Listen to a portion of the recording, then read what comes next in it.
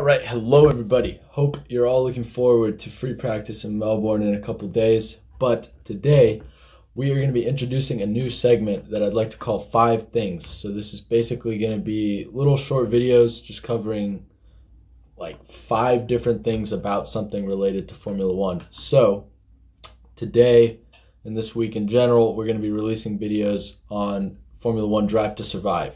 Not just season 2, but the whole show in general. So this video is actually going to be 5 things that Drive to Survive does wrong. So the first thing that, in my opinion, they do wrong is the immediate starts. This is kind of a stupid little petty thing that bugs me. But a lot of the times, especially in the earlier episodes, they'll have like the team pull the tire covers off of the car and then immediately they just go. Like immediately it's just a start. And every fan knows that that's not how it works, that they have to warm up the tires in a kind of pre-lap. And in season 2, they started to show that with a little bit of like talking to the driver in the warm-up lap. But there's still like 4 or 5 episodes where they just immediately start once they pull the tire covers off. And it's just kind of dumb. I get that it like helps speed things up, but it's weird that they include it in some episodes and don't include it in others. It just feels strange and like unrealistic. And the second thing that they do wrong is the sound effects. The sound effects drive me crazy. I know it drives almost anyone crazy, but it's so over the top. It's like sometimes it's inaccurate too. Like they'll put the wrong noise through certain corners and you're just kind of sitting there like, no, that just isn't right. That doesn't work. And it's over the top, and it's like, Jesus, like for the crashes and stuff, it's just this long exaggerated thing that doesn't really correlate with the actual crash itself, and it's just strange. Then the third thing they get wrong is rivalries that make sense logistically but aren't actually realistic. So the big one for season 2 that bugged the shit out of me was the Sainz and Ricciardo thing. I mean, yes, logically, because Ricciardo took Sainz's seat and then they both moved into teams that were meant to be on par with one another this season. It made sense logistically that they would be rivals and that the show would want to,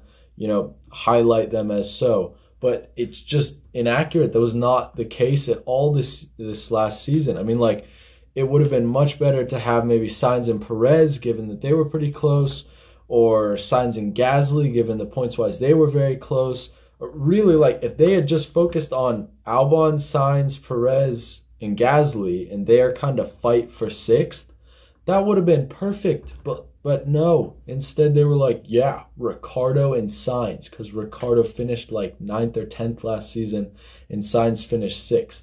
It made no sense to me. No sense. And then the fourth thing that they get wrong is the races that they focus on for certain teams. Sometimes it's correct, and sometimes it's just like, why is that what you would focus on?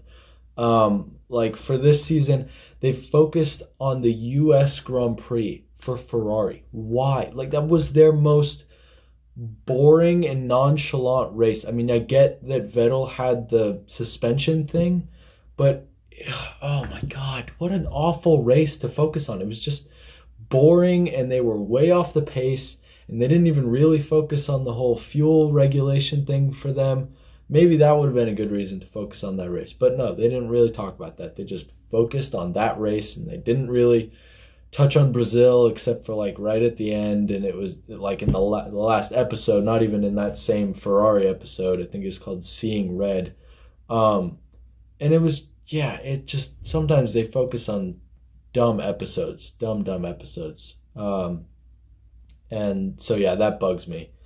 And then the 5th and final thing, and this one's kind of dumb, but I think very important, is Zach Brown saying race car. I hate him saying that. Oh my God. And they have like episodes where I swear every 5 words are just Zach Brown saying race car. I get that some other team principals say it too, but most of the time they just say car or like racing car. That kind of works better for me for some reason. But like, yeah, when Claire and Horner say race car, it doesn't bug me as much. But when Zach Brown says it, it's just like, geez, please stop. I don't know. Maybe I'm the only one that feels that way, but there's something about that just bugs me. And then, yeah, so that's all 5. And then there's an honorable mention in terms of the commentary. So I, like it seems many other people, kind of thought that some of the commentary that they add, or almost all of the commentary that they add into the show, is fake, or that they kind of make it up for the show. Turns out it's not. So this is important to clarify, that most of that commentary comes from the BBC radio. So it's not something that you'd really see if you're watching it on the television. It's definitely not something you see if you live in the US. So that's important to know, given that it's very much a US show. Anyone in the US understand that, yeah, it's not fake. There's a chance that some of it, it's not confirmed, there's a chance that some of it might be fake, but for the most part, it's real, and it's just coming from something that we don't see in the US, something that isn't really broadcasted to many of the places that get Formula One broadcasting. So yeah, hope you guys enjoyed this video. If you did, feel free to leave a like or dislike if you didn't like it. Yeah, and let me know what you think of this segment. Next video will be the 5 things to get right on Drive to Survive. I might do some little explanation videos, some other little stuff. So yeah, I'll let you guys know. I'm kind of excited for this segment. I think it should be pretty fun. Hopefully making pretty short videos, hopefully shorter than this one, given that this one's also explaining what the segment will be. So yeah, with that, thank you guys. Have a good day. Bye.